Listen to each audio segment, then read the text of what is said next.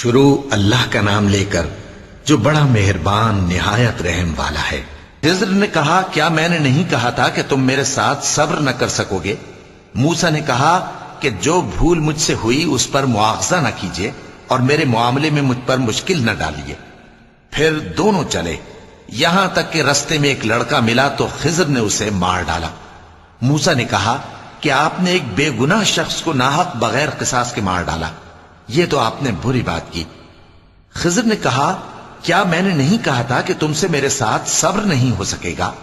انہوں نے کہا کہ اگر میں اس کے بعد پھر کوئی بات پوچھوں یعنی اعتراض کروں تو مجھے اپنے ساتھ نہ رکھیے گا کہ آپ میری طرف سے عذر کے قبول کرنے میں حد کو پہنچ گئے ہیں۔ پھر دونوں چلے، یہاں تک کہ گاؤں والوں کے پاس پہنچے اور ان سے کھانا طلب کیا۔ انہوں نے ان کی ضیافت کرنے سے انکار کیا۔ پھر انہوں نے وہاں ایک دیوار دیکھی جو گرا جاتی تھی تو خضر نے اس کو سیدھا کر دیا۔ موسیٰ نے کہا کہ اگر آپ چاہتے تو ان سے اس کا معاوضہ لے لیتے تاکہ کھانے کا کام چلتا۔ خضر نے کہا کہ اب مجھ میں اور تم میں علیحدگی، مگر جن باتوں پر تم صبر نہ کر سکے میں ان کا تمہیں بھید بتائے دیتا ہوں کہ وہ جو کشتی تھی غریب لوگوں کی تھی جو دریا میں محنت کر کے یعنی کشتیاں چلا کر گزارا کرتے تھے، اور ان کے سامنے کی طرف ایک بادشاہ تھا جو ہر اچھی کشتی کو زبردستی چھین لیتا تھا، تو میں نے چاہا کہ اسے عیبدار کر دوں تاکہ وہ اسے غصب نہ کر سکے۔ اور وہ جو لڑکا تھا اس کے ماں باپ دونوں مومن تھے، ہمیں اندیشہ ہوا کہ وہ بڑا ہو کر بد کردار ہوگا تو کہیں ان کو سرکشی اور کفر میں نہ پھنسا دے، تو ہم نے چاہا کہ ان کا پروردگار اس کی جگہ ان کو اور بچہ عطا فرمائے جو اخلاقی پاکیزگی میں بہتر اور محبت میں زیادہ قریب ہو۔ اور وہ جو دیوار تھی سو 2 یتیم لڑکوں کی تھی جو شہر میں رہتے تھے، اور اس کے نیچے ان کا خزانہ دفن تھا، اور ان کا باپ ایک نیک آدمی تھا۔ تو تمہارے پروردگار نے چاہا کہ وہ اپنی جوانی کو پہنچ جائیں اور پھر اپنا خزانہ نکالے۔ یہ تمہارے پروردگار کی مہربانی ہے، اور یہ کام میں نے اپنی طرف سے نہیں کیے، یہ ان باتوں کی حقیقت ہے جن پر تم صبر نہ کر سکے۔ اور تم سے ذوالقرنین کے بارے میں دریافت کرتے ہیں، کہہ دو کہ میں اس کا کسی قدر حال تمہیں پڑھ کر سناتا ہوں۔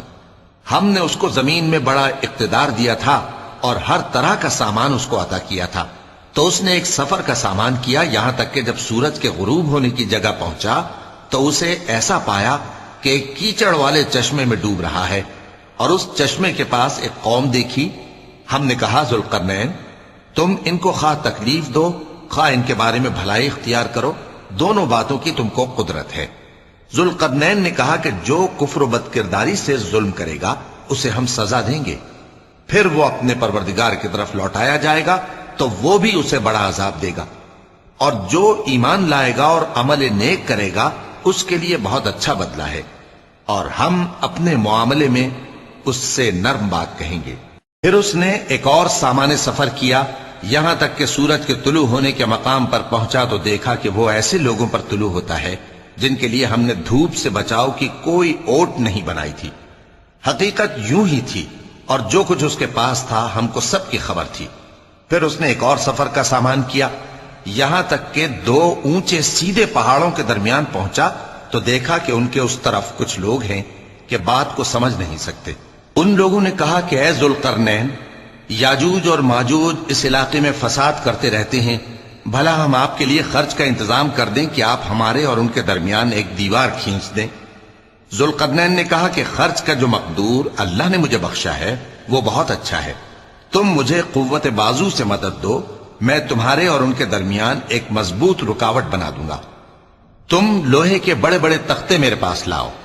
چنانچہ کام جاری کر دیا گیا، یہاں تک کہ جب اس نے دونوں پہاڑوں کے درمیان کا حصہ برابر کر دیا اور کہا کہ اب اسے دھوکو، یہاں تک کہ جب اس کو دھونک دھونک کر آگ کر دیا تو کہا کہ اب میرے پاس تانبا لاؤ کہ اس پر پگھلا کر ڈال دوں۔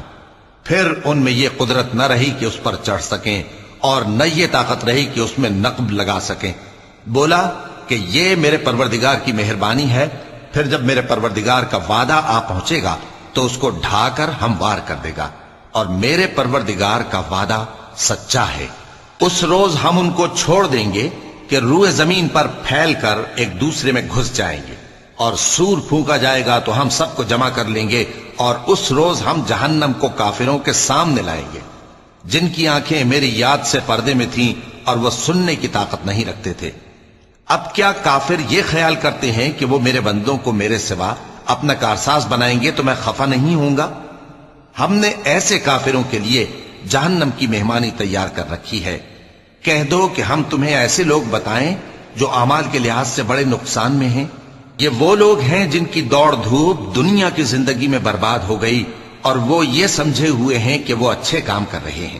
یہ وہ لوگ ہیں جنہوں نے اپنے پروردگار کی آیتوں کو نہ مانا اور اس کے سامنے جانے سے انکار کیا، تو ان کے اعمال ضائع ہو گئے۔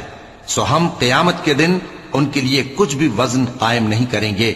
یہ ان کی سزا ہے، یعنی جہنم، اس لیے کہ انہوں نے کفر کیا اور ہماری آیتوں اور ہمارے پیغمبروں کی ہنسی اڑائی۔ جو لوگ ایمان لائے اور عمل نیک کیے ان کے لیے بہشت کے باغ بطور مہمانی ہوں گے، ہمیشہ ان میں رہیں گے اور وہاں سے مکان بدلنا نہ چاہیں گے۔ کہہ دو کہ اگر سمندر میرے پروردگار کی باتوں کے لکھنے کے لیے روشنائی ہو تو قبل اس کے کہ میرے پروردگار کی باتیں تمام ہوں سمندر ختم ہو جائے، اگرچہ ہم ویسا ہی اور اس کی مدد کو لائیں۔ کہہ دو کہ میں تمہاری طرح کا ایک بشر ہوں، البتہ میری طرف وہی آتی ہے کہ تمہارا معبود وہی ایک معبود ہے۔ تو جو شخص اپنے پروردگار سے ملنے کی امید رکھے چاہیے کہ عمل نیک کرے اور اپنے پروردگار کی عبادت میں کسی کو شریک نہ بنائے۔ شروع اللہ کا نام لے کر جو بڑا مہربان نہایت رحم والا ہے۔ کاف ہا یا عین صاد، یہ تمہارے پروردگار کی مہربانی کا بیان ہے جو اس نے اپنے بندے زکریا پر کی تھی، جب انہوں نے اپنے پروردگار کو دبی آواز سے پکارا اور کہا کہ اے میرے پروردگار، میری ہڈیاں بڑھاپے کے سبب کمزور ہو گئی ہیں اور سر سفید بالوں کی وجہ سے چمکنے لگا ہے، اور اے میرے پروردگار، میں تجھ سے مانگ کر کبھی محروم نہیں رہا اور میں اپنے بعد اپنے بھائی بندوں سے ڈرتا ہوں اور میری بیوی بانجھ ہے، پھر بھی مجھے اپنے پاس سے ایک وارث عطا فرما جو میری اور اولاد یعقوب کی میراث کا مالک ہو، اور اے میرے پروردگار اس کو خوش اخلاق بنائیو۔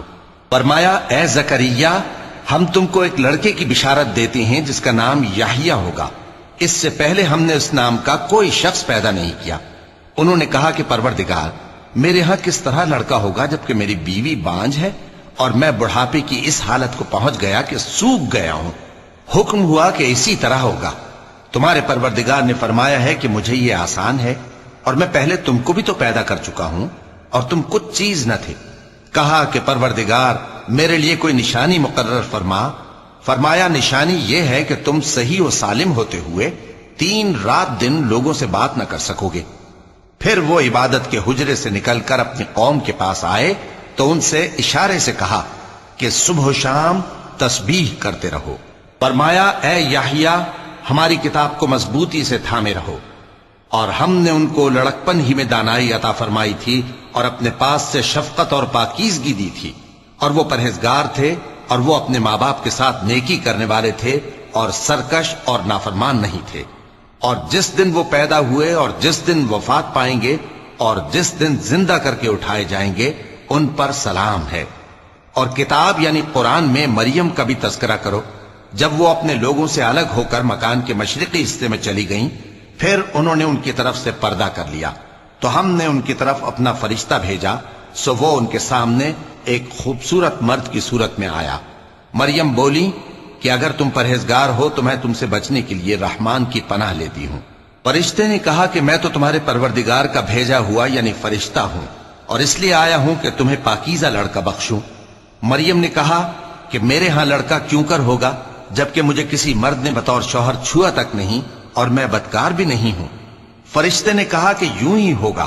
تمہارے پروردگار نے فرمایا کہ یہ مجھے آسان ہے اور میں اسے اسی طریق پر پیدا کروں گا تاکہ اس کو ہم لوگوں کے لیے اپنی طرف سے نشانی اور ذریعہ رحمت بنائیں، اور یہ کام مقرر ہو چکا ہے۔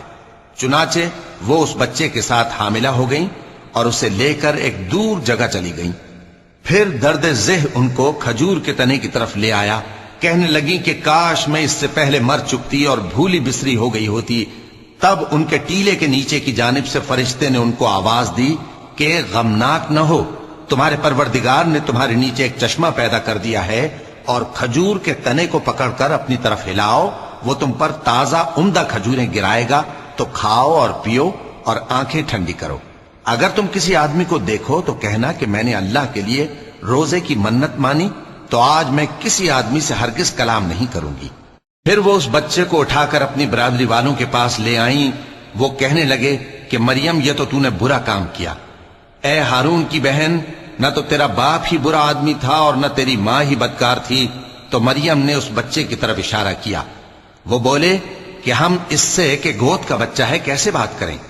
بچے نے کہا کہ میں اللہ کا بندہ ہوں، اس نے مجھے کتاب دی ہے اور نبی بنایا ہے، اور میں جہاں ہوں اور جس حال میں ہوں اس نے مجھے صاحب برکت بنایا ہے، اور جب تک زندہ ہوں مجھ کو نماز اور زکوٰۃ کا ارشاد فرمایا ہے، اور مجھے اپنی ماں کے ساتھ نیک سلوک کرنے والا بنایا ہے اور سرکش و بدبخت نہیں بنایا، اور جس دن میں پیدا ہوا اور جس دن مروں گا اور جس دن زندہ کر کے اٹھایا جاؤں گا مجھ پر سلام ہے۔ یہ مریم کے بیٹے عیسیٰ ہیں، اور یہ سچی بات ہے جس میں لوگ شک کرتے ہیں۔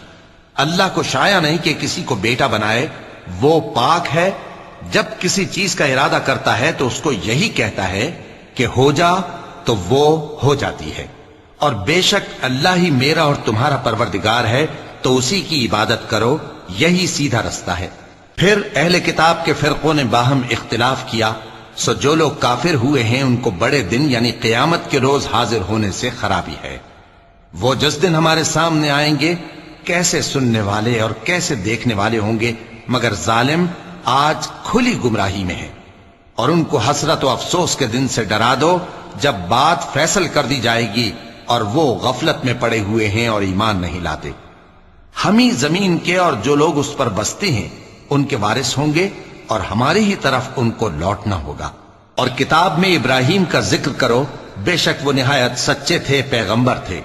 جب انہوں نے اپنے باپ سے کہا کہ ابا، آپ ایسی چیزوں کو کیوں پوچھتے ہیں جو نہ سنیں اور نہ دیکھیں اور نہ آپ کے کچھ کام آ سکیں؟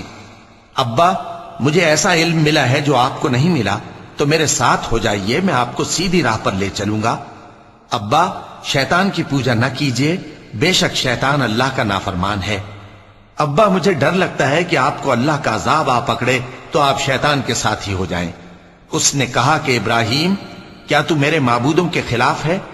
اگر تو باز نہ آئے گا تو میں تجھے سنسار کر دوں گا اور تو ہمیشہ کے لیے مجھ سے دور ہو جا۔ ابراہیم نے سلام علیکم کہا اور کہا کہ میں آپ کے لیے اپنے پروردگار سے